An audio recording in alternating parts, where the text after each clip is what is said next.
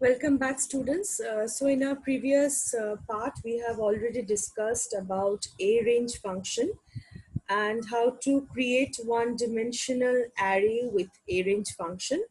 And also we have learned about reshaping utilizing the function of arange. We also have seen how to create arrays with linspace now, and also know the difference between the function linspace and arange. So I hope it's still in your mind that linspace, whenever you give the end point, it actually touches the upper limit, whereas for arange it stops before the upper limit is reached.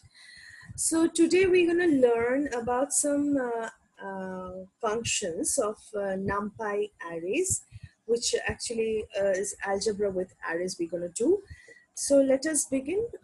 So open your idle shell, and over there you can see this part is opening. So just first import numpy as np. You should always do this whenever you are doing numpy and whenever you are opening a new shell. Okay, so after that, suppose I make an array. So suppose I write np dot array. I'm creating an array without using that arange function right now. Okay, just the simple way we have learned in the first class of ours. So I'm just writing in that format. So suppose I write a 1 comma 2 comma 3 comma 4 comma 5 comma 6. I end till 6 and I get an array. Okay, this is without using arange functions or linspace functions. Suppose I want to know how to find the sum of this array. So I just write sum and give the array over here. Sum of A. A is what? A is my array. So sum of A. So I get 21, which gives me the addition of all these elements of the array A. Now, if I want to find out the maximum number in this array, and I just simply write max of A. So I get 6. So 6, the value of 6, this 6 element, 6 number is maximum in this above array. Okay, so if I want to know the minimum, so if I just write min of A, so I go to Q, min of A, so it gives me 1. Okay, this is very simple thing. Okay, and if you want to know about the average of all this, so what should you write? np dot average. Average of what? Of A. So it gives addition of all this of the above elements, and then it divides the total with the number of elements and gives you the average. So it's as simple as normal algebra works, and you just have to say sum of this array, maximum of the array, minimum of the array, and average of the array. Okay, so functional operators on ordinary list, for example, say as the sum or the len is actually the length. Okay, length of the array, then the maximum, minimum, etc., what we have learned, are also methods for NumPy arrays. So additionally, we can perform many more mathematical operations over the NumPy arrays. We can directly find the average of the numbers of a NumPy array, and we can also see over here some more things. Okay, so another important thing we can write is we can find out the mean, median, mode, variance, and all those things. So just type in one more array. Okay, just say I take an array as B. Name this array as B. np dot array. I suppose take 1 comma, say I take this as a random numbers, okay, 1 comma 5 comma 3 comma 8 comma say 7. Fine, I just take all this haphazard and random numbers, okay. So now I want to find out the mean of this. Actually, what do I mean by the mean? Mean means the arithmetic mean. It's plain and simple arithmetic mean. I want. So just np dot. Sorry. In the next line, okay. So np dot mean of my say this b. So it gives me the mean of my above array. Okay, now suppose I want to find out the variance of this array.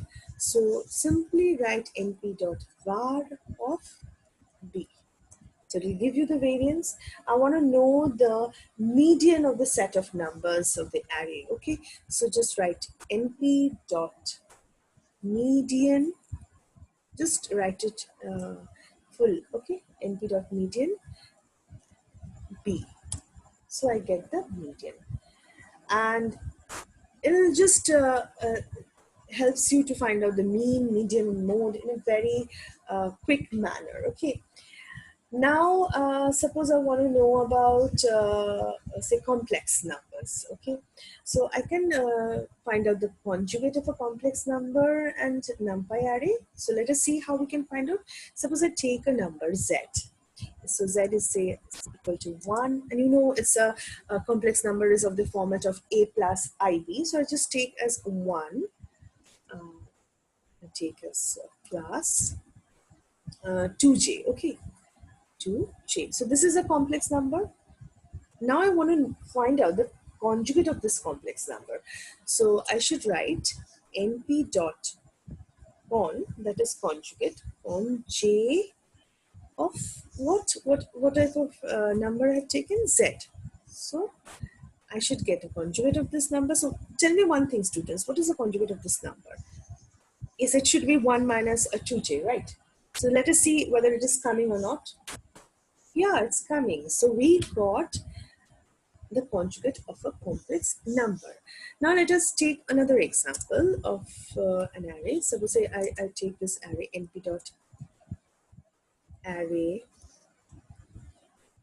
I take a complex array. Okay, so just to write suppose 1 plus 2j comma I take as a 3 plus say 1j, and I take another number say as 2 plus say 3j. Okay, randomly you take accordingly whatever you're willing, and check your results as well.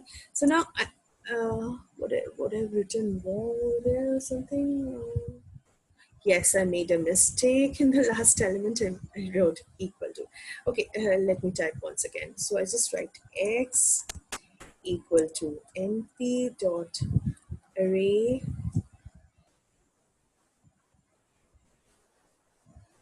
1 plus 2j 3 plus 1j, and I have taken 2 plus 3j. Okay, so if I want to see this, whether this is giving me an array of complex array, whether it's giving me a complex array or not. So I just write as x. So x enter. What is it giving?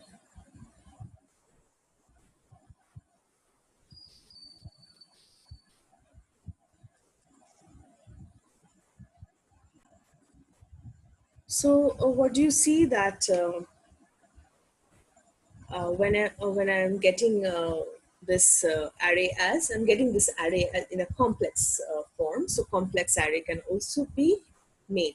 Now if I want to make the conjugate of this x array, okay, so what should I write? Simply write np dot conjugate of this x array. So I should get an array where this must be coming as 1 minus 2j, 3 minus 1j, and 2 minus 3j. Okay, so let us see. Yes, I'm getting an array where I have 1 minus 2j, 3 minus 1j, 2 minus 3j. Okay, I hope you all are getting this things in your screen as well. Okay.